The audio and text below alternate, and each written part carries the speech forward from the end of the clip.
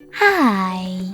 In front of me is Google Pixel Fold, and today I would like to show you how you can change default apps.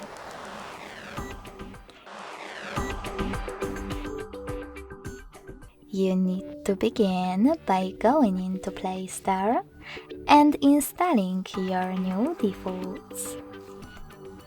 As you can see, I already did that, so I can go into Devices settings right away. In them, click on Apps section, scroll all the way down and select Default Apps. Now click on one of those sections that you wish to manage. In my case, Browser app. Lastly, click on your new downloaded one that you wish to apply and tap on the back button.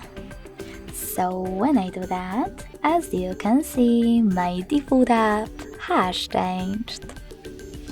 Thanks so much for watching. If you enjoyed this video, don't forget to leave a like, comment and subscribe. Bye!